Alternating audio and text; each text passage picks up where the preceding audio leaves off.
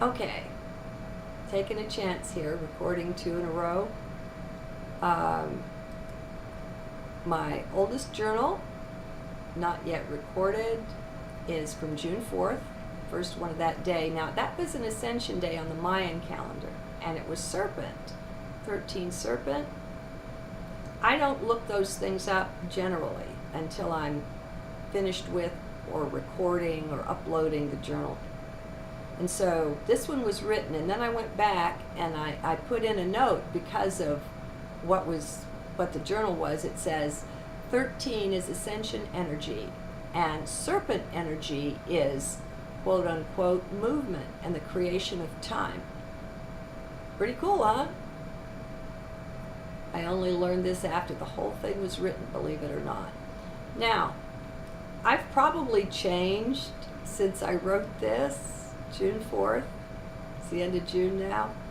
Time without space, question mark, massive computer sim. If it's any kind of a computer sim, I'm going to tell you up front, it's a divine computer. It's a cosmic thing that is so far beyond our mechanical concept of computing as to be out of this world. All right, now I've got a 2013 Project Camelot video here. It's a panel discussion from Awake and Aware that you might want to come to the journal to get that link, the written journal. Been listening to Project Camelot Roundtable from Awake and Aware 2013. It's on time and time travel. Now, this might not have turned into a journal if comments were enabled there, but they weren't. And I've just got to get some words out about this. Ready for a laugh?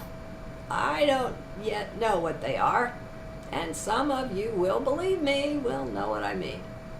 Perhaps the main thing that grabs my interest is the way a dozen or so panelists seem to consistently separate out time from space.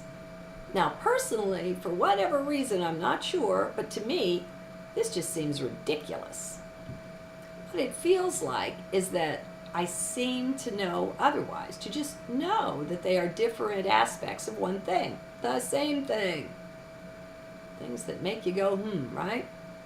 Knowing my divine side, I'm tempted to totally trust what I sense here. Knowing my human component, I won't move quite so quickly. It's okay to test the waters in things like this, to clarify where the knowing originates, and thus the journal's wonderful ability to help us discern alchemically. Now, it may be that I can't go very far with this one right now. This mind knows precious little on the topic from a science perspective. And what's out there from a more metaphysical perspective, well, that's all over the board. No need to go into any of that. It would just pull into mind. So I'll just feel for what seems really right to me, what I sense. Any coin has two sides, front and back. This is obvious, right? Can you imagine removing one of them or adding a third? That's the kind of feeling I get when people speak about time as if it were separate from space. Or the reverse, I suppose. It just doesn't feel right. And the feeling is deep. So, what if every moment of time were connected to a spot in space, one to one, like the sides of the coin? What would that be like? Could that be behind why it is that when you go visit someplace like Egypt or Europe, somewhere ancient, you can, or some people can sense or even see the action from another time there? Now, this happens often, though not that many of us speak up and share it, perhaps from fear. We know that ghosts, we hear that ghosts seem to get stuck in a certain place. and in a certain time, generally being the one in which they were resident in that place. So there's that linkage again.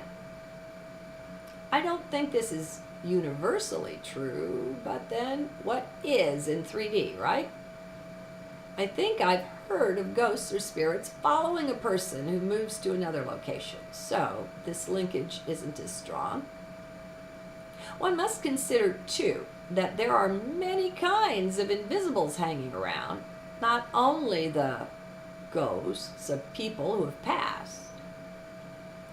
And you know, sometimes that ghost, it isn't really the person. It's like a film that was made that just keeps running on repeat. And it's not that the soul is fully present there at all. We've likely heard of shadow people and poltergeists, of fairies, of gnomes, and any number of different types of beings. So, of course, we can't generalize across all of that. Moving on. Okay, I give up. Here's how I see time-space. When in heart, we're in superposition. That means we've stepped out of space as we know it, 3D space. We're quite literally everywhere at once equally. This makes it super easy to shift your focus of attention wherever you like, at which point you find your quote-unquote self already there. Now, this also goes for time. Being in heart is stepping out of 3D time just as much as stepping out of space as we know it. Just as in superposition, we more accurately step into space, into all of it, so it is with time. We are suddenly every when, just as we are everywhere. Superposition. Now, if that's a new idea for you, give it a moment to sink in. Make friends with the pause button, folks. It'll help you take a more conscious walk with the journals. Be in heart, of course. Yeah. Be sure always to be in heart to receive the journals. They're the most mind-expanding that way. Don't know about expanding your mind, but they will expand you out into more of what you are. And the fact is, these journals are pretty much worthless to mind, which can only misunderstand them. So, it was no problem to conceive of being any place at the speed of thought, right? Just as in an OBE, an out-of-body experience, the merest thought takes you to its locale. See? Here's a suggestion. Though I don't do it, those of you who do practice having OBEs, next time you are out and about, so to speak, let your mind take you to another location in time. See if it isn't just as easy as moving in space. You probably have already done it anyway. Now, the whole thing of dimensions may complicate this a bit for the 3D mind anyway. For instance, as many of us know, when you're out of your body, the room you're in, though largely the same, may have some differences. Some things will be out of place, or the clock will have a different time, that sort of thing. It's much like the duplicating patterns in the Mandelbrot set of fractals. They're not quite precisely the same as the first pattern, just very close. So it may be that some experiences like that also involve movement in time. Could be. I don't know. They may also be movement in dimensions or frequencies. So this isn't just 3D. It can get tricky in many ways. Let me stick to what I seem to know, what feels really solid. After all, I'm not all that interested in mind explorations. It's for love of reality and truth that I pursue such things. Same as many of you, most of you. Wait, there is one more rather key angle, one which isn't part of my knowing so much. That's that this whole dimension, perhaps more, may be artificially generated by a massively advanced sort of supercomputer. Now, if that was the case, then it would be a very easy thing for each microsecond to be attached to the space. Said another way, each atom or quark or tiny element of space could be attached to the microsecond in an invisible linkage. And just as any movie we see is really just a collection of stills, of snapshots, run at an appropriate speed to simulate motion, so it would be in our computer sim. The whole thing would be the most massive, beyond massive collection of stills, well beyond human imagination, stored on the most massive or ultra powerful of hard drives, likely in crystal or in whatever way. Movement in time or space would be just now. Like a DVD where past, present, and future are all equally accessible now. You travel to other times, you travel to other places now. You getting it? Stick to heart. Don't think about it. Just stick to heart. Stick to how it feels. There. Let that sink in for a bit. Wow, huh? Just like watching a video, we could push pause at any time. Once we knew how to get around, how to operate the thing, we could theoretically cut and paste too, adding bits here, taking them out there, changing history, so to speak. If it can be done on a computer, then it could be done in what we had mistakenly come to call real life. Russian scientists seem to be leading the world into frontier areas such as DNA research, where they've discovered how to modify DNA by use of language, for instance, instead of surgically.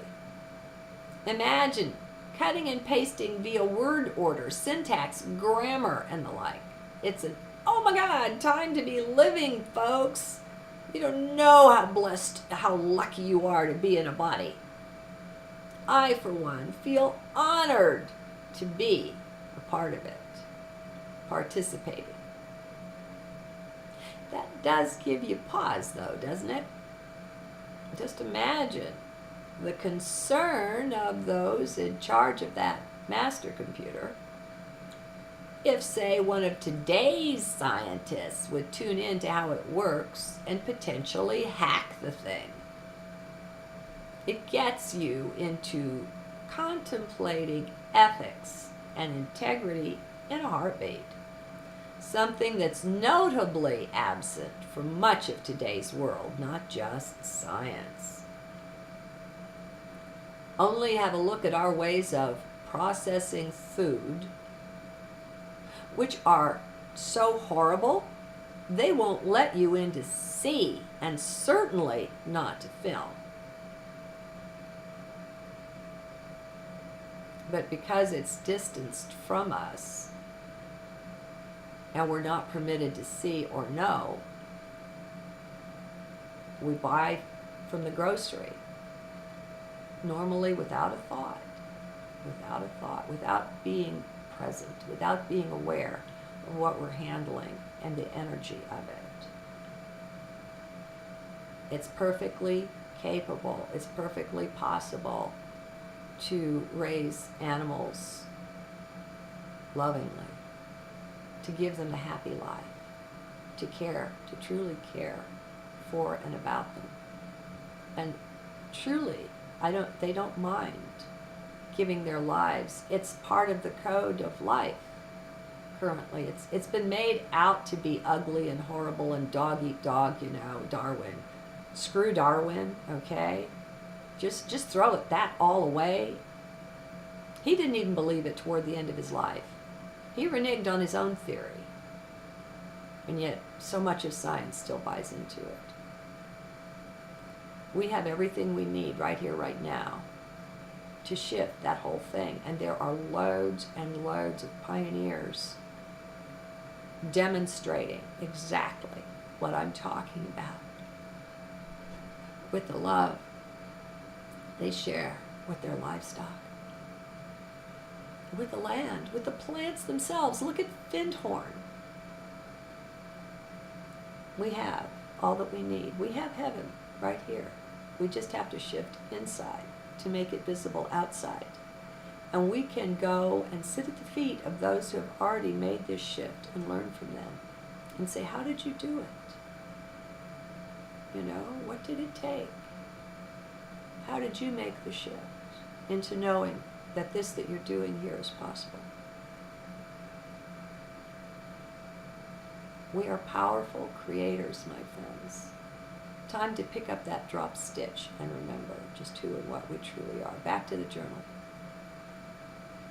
Okay, so I talked about the horror of processing food.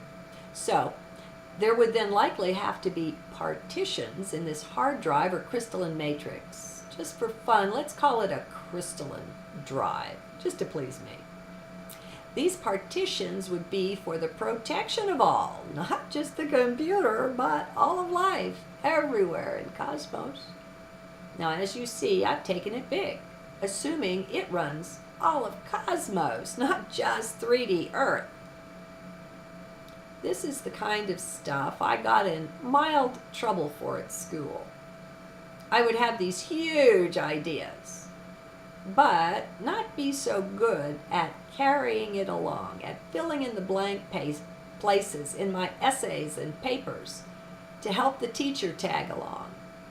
Oh well, hey, it surprises me too. Like I said at the beginning of this one, I have no idea where this thing is going when I begin, nor even as I write. It just goes where it will.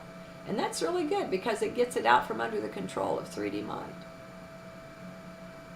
I'm supposing that's the work of the rest of the mind, the subconscious and the rest, but I don't know. There's also spirit or source or awareness, which is in no way dependent on any brain or mind. It carries on just fine, both before birth and after bodily death. Actually, that's likely how I come into much of this kind of thing, from taking the limits off, from knowing I am so much more than body and brain. When you just know that, well, it calls on, brings to the fore those aspects of being, giving them your permission to come forward. Do you see? It's identifying with higher self. Now, back to, could we be in the midst of a computer sim? Well, yes, of course we could, but please don't let that make you afraid. Don't feel like a puppet. It's just not like that. That's the mind and fear and all that. Chuck it, okay? Or at least look the other way. Get back in heart. Stick with heart in this no matter what. It doesn't really matter. And heart knows it. You are divine, one way or the other. And that's where most people go wrong with all this computer sim stuff. They get off into fear. What the source of the drama in which we participate here is doesn't change that in any way. You are that, not flesh and bone nor mind made. Although your flesh and bone is mind made. Heck, you may even be at the helm of the computer sim. For a mixed metaphor, the real you, of course, even on this one planet, we know there was once life so primitive that to see the ET visitors who arrived was to them to see God. Yet the big difference, as I think we can see, was really just technology. Consciousness is consciousness, no matter the development of their science. That doesn't make those ETs into gods. One thing is pretty certain. We know almost nothing, and most of what we think we know will turn out to be just rot. Everything we think about the way things are and how they work, I have a great deal of fun just throwing it out. Yeah, just toss it. Hey, if any so-called law of science only tends to last no more than 20 years, and that's here on Earth, can you imagine what it must be like to the sim creators? No, of course you can't. Yet. Not here, only accessing the body-mind computer or being. For that, it takes going much, much deeper within. Well, in order to do that, it requires, or it works best if you first let go of current beliefs. If you are convinced that things work in a particular way, that, by definition, means that you are not open to other possible ways, any one of which could be more accurate. This has been interesting and rather strange. It did turn into a way to illustrate some of my understanding, but also the way that I work, which is to hold everything so very lightly that you're open to some really strange stuff. Hey, the stranger, the better to me. I call that recess. I call that fun. Namaste. And how strange that it would be written on 13 serpents. Not have turned into a journal if comments were enabled there, but they weren't. And I've just got to get some words out about this. Ready for a laugh? I don't yet know what they are, and some of you will believe me, will know what I mean. Perhaps the main thing that grabs my interest is the way a dozen or so panelists seem to consistently separate out time from space. Now, personally, for whatever reason, I'm not sure, but to me, this just seems ridiculous. What it feels like is that it's a divine computer. It's a cosmic thing that is so far beyond our mechanical concept of computing as to be out of this world. All right, now I've got a 2013 Project Camelot video here. It's a panel discussion from Awake and Aware that you might want to come to the journal to get that link, the written journal. Been listening to Project Camelot Roundtable from Awake and Aware 2013. It's on time and time travel. Now, this might...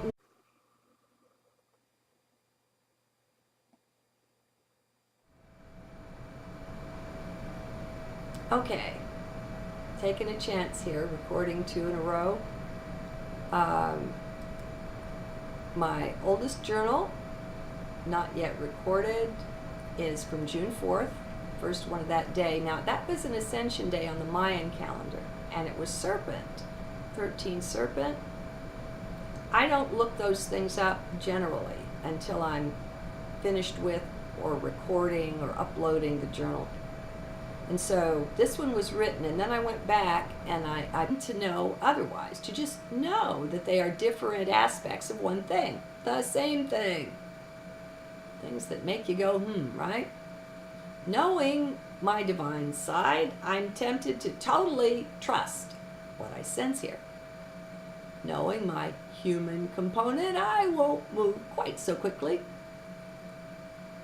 It's okay to test the waters in things like this, to clarify where the knowing originates, and thus the journal's wonderful ability to help us discern alchemically. Now, it may put in a note because of what the journal was. It says 13 is ascension energy, and serpent energy is quote unquote movement and the creation of time. Pretty cool, huh? I only learned this after the whole thing was written, believe it or not. Now, I've probably changed since I wrote this, June 4th. It's the end of June now. Time without space, question mark, massive computer sim. If it's any kind of a computer sim, I'm going to tell you up front,